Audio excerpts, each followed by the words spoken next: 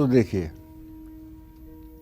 मंगलवार के दिन लाल चंदन, लाल गुलाब का फूल और रोली ये अपने घर ले आइए और इन सब वस्तुओं को लाल कपड़े में बांध करके और थोड़ा थोड़ा तिजोरी में रख लीजिए।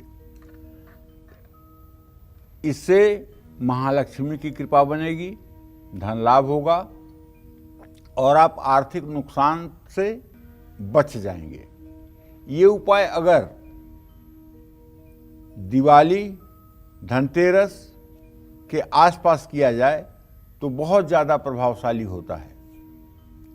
जिस व्यक्ति या बच्चे को नज़र दोष की समस्या है, जैसे अगर किसी की कुंडली में छठे भाव में या 10वें भाव में मंगल बैठा होगा, तो ऐसे व्यक्ति को जब भी रोग होता है तो अभिचार जनित रोग ही होता है। ऐसे व्यक्ति को नज़र भी लगती है, टोना भी लगता है और ऊपरी बाधा भी होती है। जिसके भी कुंडली में छठे भाव में मंगल हो या 10वें भाव में मंगल हो, तो ये बात एकदम मान के चलिए। तब अगर छठे और 10वें भाव में आपके बच्चे की भी कुंडली में मंगल है और आए दिन वो नज़र लगने से छुई मुई के पौधे की तरह एकदम मुरझा जाता है, तो कुछ मत करिए। इसके लिए जल भरा नारियल लीजिए और उसके ऊपर से 7 बार उतार करके और किसी हनुमान मंदिर के सामने ले जा करके उसको तोड़ दीजिए। नंबर 1 उपाय।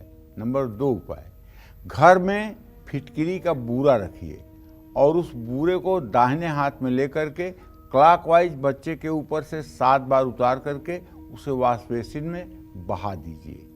ये दोनों नज़र उतारने के अचूक तरीके हैं। चंदन की छाल का धुआं देने से नज़र दोष दूर होता है।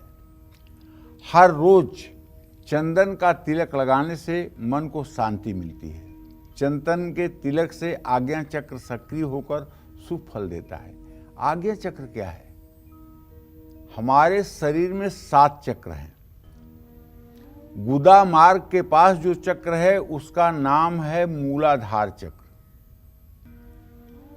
और लिंग मूल के पास जो चक्र है उसका नाम है स्वाधिष्ठान चक्र। नाभि के नीचे जो चक्र है उसका नाम है मणिपूरक, और हृदय पर जो चक्र है उसका नाम है अनाहत, और कंठ पर जो चक्र है इसका नाम है विशुद्धि, और दोनों आंखों के मध्य में भौं पर जो चक्र है इसका नाम है आज्ञा चक्र। और जहां बचपन में धड़कता है ये सर, बचपन में यहाँ हड्डी नहीं होती बच्चे के, धड़ धड़ धड़ धड़कता रहता है और कुछ समय के बाद ये फिर हड्डियों से फुलफिल हो जाता है। तो यहाँ सहस्रार चक्र है और ये सहस्रार चक्र जो है सबसे ऊपर का 7वां चक्र है। तो कहने का मतलब ये है कि कुंडली शक्ति ऊपर भी त्रिवलयाकार रहती है, नीचे भी त्रिवलयाकार रहती है। नीचे मूलाधार चक्र में रहती है, ऊपर सहस्रार में रहती है। सनातन धर्म में कुंडलनी को ऊपर से नीचे लाने का विधान है। ऊपर से अगर नीचे आएगी, सहस्रार से अगर आज्ञा चक्र में आएगी तो कोई खतरा नहीं है, वो आज्ञा चक्र से फिर तुरंत आ जाएगी विशुद्धि में। लेकिन अगर नीचे से उसने चलना शुरू किया और मान लीजिए कि वो मूलाधार चक्र से स्वाधिष्ठान में, स्वाधिष्ठान से मणिपूरक में, मणिपूरक से अनाहत में, अनाहत से विशुद्धि में, और वहाँ से आज्ञा चक्र में अगर उसने प्रवेश करना शुरू कर दिया, तो भगवान शिव का नाग कहाँ रहता है आपने देखा है? यहाँ रहता है, ठीक इसी के बगल में रहता है। जीव जब आज्ञा चक्र में पहुँचता है ना, तो सीधे वो मणिधर जो है उसे डस लेता है और जीव का पतन हो जाता है। चाहे आद्य जगत गुरु शंकराचार्य रहे हों, 32 साल की उम्र में मर गए। स्वामी विवेकानंद कम उम्र में ख़त्म हो गए। बड़े बड़े साधक कम उम्र में ख़त्म हुए। सक्षम गुरु वो होता है जो अपने शिष्य को, साधना करने वाले को विशुद्धि चक्र से उठाकर सीधे सहस्रार में पहुंचा दे, आज्ञा चक्र में जाने की बात ही न आए, या फिर सहस्रार से आज्ञा चक्र होते हुए मूलाधार चक्र में जाएं।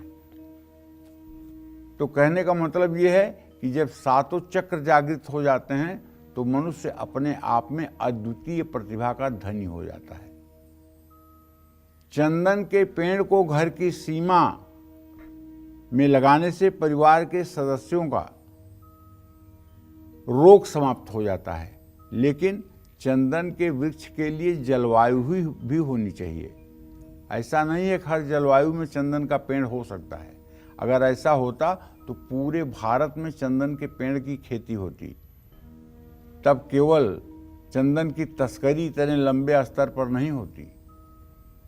तो मेरे कहने का मतलब यह है कि जहाँ का क्लाइमेट, जहाँ का मौसम चंदन के लिए शुभकारी है, वहाँ तो चंदन का वृक्ष लगाना ही चाहिए।